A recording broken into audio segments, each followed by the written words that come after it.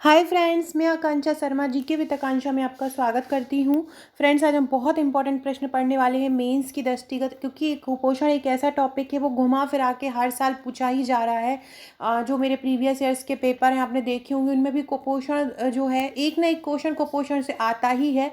तो आपको इसको हर तरीके से आपको इसको तैयार कर लेना और ये ध्यान रखना है कि हम इसमें आंकड़ों का अच्छी तरह यूज़ करें, क्योंकि कुपोषण ऐसा टॉपिक है कि सब लिख देते हैं उसमें कि इतना प्रकार होता है, ये होता है, मतलब हर व्यक्ति उसको लिख सकता है। लेकिन बात यह है कि किस तरीके से आप लिख रहे हैं, कैसे आप आंकड़े का यूज़ कर रहे हैं, किस तरीके से आप आंसर को फ्रेम कर रहे हैं, वो आपका मेन है होता है।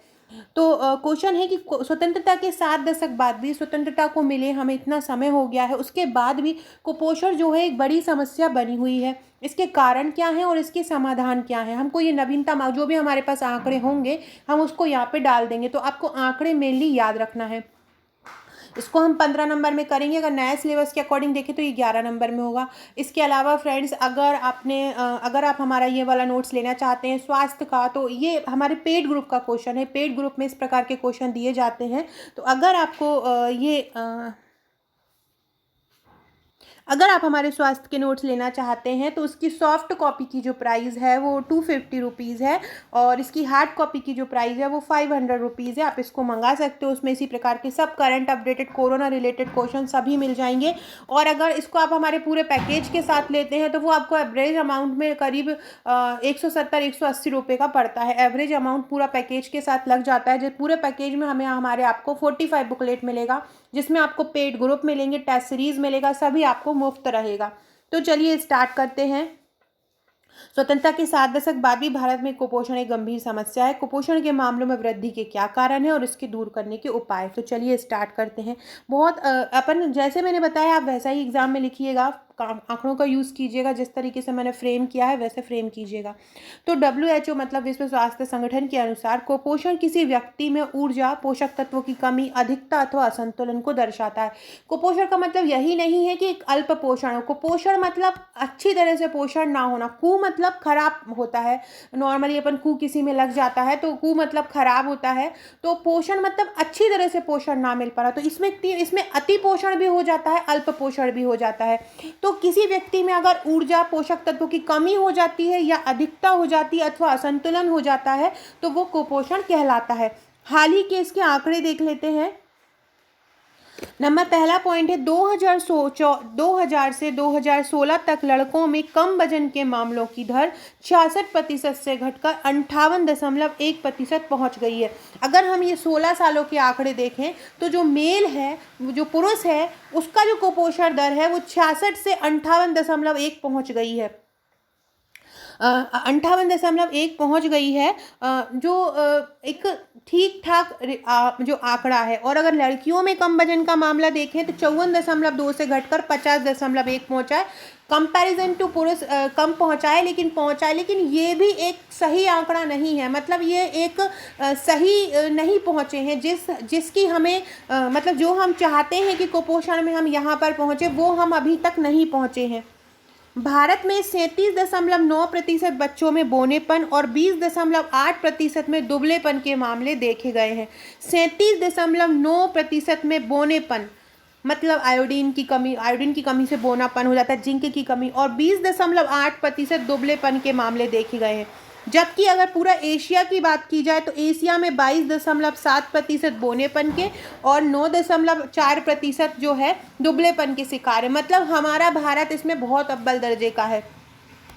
अब क्या कारण है? कारण हमको नॉर्मल छोटे छोटे कारण नहीं लिखना है, कारण भी हमको एक स्टैंडर्ड लेवल का लिखना है अगर हमको स्टैंडर्ड नंबर चाहिए तो। कारण क्या है? नंबर 1 है कि देश की एक बड़ी आबादी में विटामिन और अन्य महत्वपूर्ण पोषक तत्वों की कमी है। क्या है? देश की एक बड़ी आबादी के पास सभी विटामिन नहीं पहुंच पाते हैं, सभी महत्वपूर्ण पोषक तत्व नहीं पहुंच पाते हैं, सभी पूरा डाइट नहीं लेते हैं, जिसके कारण एक जो व्यक्ति में या तो अल्प पोषण हो जाता है या व्यक्ति में अति पोषण हो जाता है। फ्रेंड्स, चैनल को सब्सक्राइब जरूर कीजिएगा। वीडियो अच्छी लगे तो कमेंट बॉक्स में बताइएगा। साथ में आप हमारे व्हाट्सएप ग्रुप से जुड़ सकते हैं, जिसकी लिंक आपको डिस्क्रिप्शन बॉक्स में दी गई है। नेक्स्ट है, देश में आर्थिक रूप से कमजोर वर्ग के लोगों को पर्याप्त मात्रा में सब्जियां, दालें, पशु उत्पाद उपलब्ध नहीं हो पाते। अब आर्थिक रूप से अगर व्यक्ति कमजोर है और दालें इतनी महंगी हैं, सब्जियां इतनी महंगी हैं और दुग्ध उत्पाद जो है जैसे कि दूध हुआ, घी हुआ, तो व्यक्ति को उचित मात्रा में नहीं मिल पाता है, जितनी उसको ज़रूरत है उतना वो नहीं मिल पाता है। ये भी एक कुपोषण की प्रमुख समस्या है। वर्तमान में महंगाई जो है बहुत बड़ा अभिशाप बना। यहाँ अपन कोरोना को भी लिख सकते हैं कि कोरोना के काल में तो और भी स्थिति जो है बहुत ज़्यादा बिगड़ गई है, जिसके कारण दुग्ध उत्पाद हो चाहे दालें हो, उसका सेवन करना एक गरीब व्यक्ति के लिए संभव नहीं है। कृषि क्षेत्र में विविधता का अभाव है। विविधता का कैसे है कि एक ही एक प्रकार की सब्जी बोते रहते हैं, वेरिएशन नहीं है, अलग अलग प्रकार की सब्जी बोए। पोषक तत्वों पे ध्यान दिया जाए तो जो पोषक तत्व हैं, जो जिनमें सभी सब्जियां, भाजी, इनको ज़्यादा ध्यान दिया जाए, दुग्ध इस स्रोत पे ज़्यादा ध्यान दिया जाए तो इनकी भी कीमत कम हो।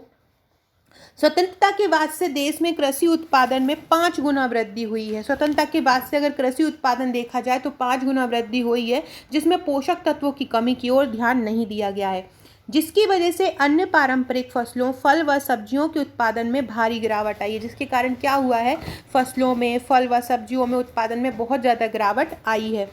पलायन भी एक महत्वपूर्ण कारण है, जिसके कारण आवश्यक संसाधनों का विकास। पलायन क्या है, अब व्यक्ति एक जगह से दूसरी जगह जनसंख्या के कारण किसी और दूसरे कारण अपनी जगह से दूसरी जगह चला जाता है, उस जगह पे उसको पूरी तरह से पूरे स्रोत प्राकृतिक संसाधन नहीं मिल पाते हैं और वो एक जगह प्राकृतिक संसाधनों का पूर्ण रूपेण विकास नहीं कर पाता है।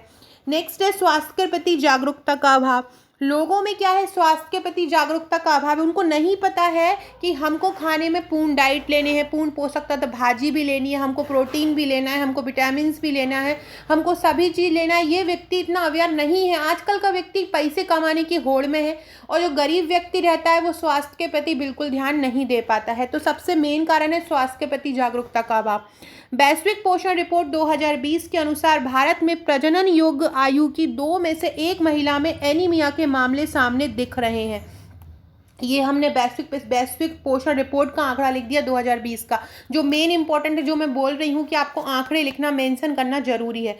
स्वतंत्रता के बाद से हम देख रहे हैं बहुत सारी योजनाएं लगातार बन रही हैं, मध्याह्न भोजन और बहुत सारी योजनाएं बन रही, लेकिन एक हर जनता तक, हर व्यक्ति तक उसकी पहुंच नहीं हो पा रही है। हर व्यक्ति तक वो पहुंच नहीं पा रहे हैं, उनका क्रियान्वयन में कमी है, जिसके कारण यह समस्या बनी हुई है। अब हम इनके समाधान देखते हैं, दूर करने के उपाय देखते हैं। सबसे पहले पोषण तत्वों के घनत्व में सुधार किया जाए। जो पोषक तत्व ज़्यादा उचित है, जो बीज होता है सब्जी का, उसमें ऐसी चीज़ों का यूज़ किया जाए जिससे पोषक तत्वों में सुधार हो। फूड फोर्टिफिकेशन प्रक्रिया अपनाई जाइए। सरकार ने अभी चावल के लिए अपनाई है फूड फोर्टिफिकेशन की प्रक्रिया। इन फसलों को खाद्य आधारित कार्यक्रमों जैसे सार्वजनिक वितरण प्रणाली आदि से जोड़ा जाए। ऐसी फसलें जिनमें पोषक तत्व हो, उनको दाल चावल अकेले खाद्य वितरण प्रणाली में ना दिए जाएं, पोषक तत्व युक्त चीज़ें भी सार्वजनिक वितरण प्रणाली में दी जाएं। लोगों को स्वास्थ्य के प्रति जागरूक किया जाए। योजनाओं का क्रियान्वयन सही तरीके से किया जाए। देश की बड़ी आबादी तक खाद्य पदार्थों की पहुंच सुनिश्चित किया जाए। जो उर्वरक का चुनाव होता है, उर्वरक का चुनाव ऐसा किया जाए कि वो प्रोटीन, खनिज, विटामिन को घनत्व को बढ़ाएं तो बढ़ाएं, साथ में जिंक और आयोडीन के घनत्व भी बढ़ाएं, क्योंकि ये व्यक्ति के बौनेपन के, दुबलेपन के मेन कारण होते हैं। अब हम निष्कर्ष में लिखते हैं, राष्ट्रीय डेयरी विकास बोर्ड द्वारा 1970 में ऑपरेशन फ्लड की शुरुआत के बाद देश में दुग्ध उत्पादन में भारी वृद्धि देखी गई है। वर्तमान में देश में सब्जियों, दालों और फलों के उत्पादन तथा खपत को बढ़ाने के लिए इसी प्रकार की पहल को शुरू किया जाना आवश्यक है। जिस प्रकार 1970 में ऑपरेशन फ्लड आरंभ किया गया था दुग्ध उत्पादन को बढ़ाने के लिए राष्ट्रीय डेयरी विकास बोर्ड द्वारा, ऐसी ही शुरुआत और करनी चाहिए ताकि दुग्ध उत्पादन बढ़ाया जाए, पोषण तत्व बढ़ाया जाए, दालें, सब्जियों की मात्रा एक सही जो इतनी ज़्यादा महंगी हो रही है कि ऐसा इनको सुनिश्चित किया जाए कि आम व्यक्ति भी इनको यूज़ कर पाए, आम व्यक्ति भी इनको खा पाए। सो फ्रेंड्स, ये था हमारा आज का क्वेश्चन। ऐसे ही मोर इम्पॉर्टेंट क्वेश्चन के लिए आप हमारे चैनल को सब्सक्राइब कीजिएगा। जो भी क्वेश्चन का आप आंसर पाना चाहते हैं वो मुझे बताइएगा। जल्दी ही हम एक पेड क्लास स्टार्ट कर रहे हैं जो सब्जेक्ट वाइज रहेगी, तो वो भी मैं आपको वीडियो के थ्रू बता दूंगी। इसके अलावा फ्रेंड्स, ये हमारा प्रीलिम्स का पैकेज है। प्रीलिम्स की पैकेज की ये 16 फाइल आपको मिलेंगी। इसमें वार्षिकी मिलेगी, करंट अफेयर्स मिलेंगे, और आपको इसके साथ टेस्ट सीरीज़ जो मिलेगी उसमें भी 50% डिस्काउंट मिलेगा। ये हमारा प्रीलिम्स का पूरा पैकेज है। ये प्रीलिम्स के पैकेज में आपको 60 प्रीलिम्स और मेंस के पैकेज में आपको 61 बुकलेट मिलेंगी, जो प्रीलिम्स और मेंस को पूरी तरह सिलेबस कवर करता हुआ है। सो फ्रेंड्स, अगर वीडियो अच्छी लगी हो तो लाइक शेयर ज़रूर कीजिएगा, और सभी को नववर्ष की बहुत बहुत शुभकामनाएं। सभी का सपना पूरा हो, सब जो देख रहे हो उनको वो मिले। Okay friends, thank you.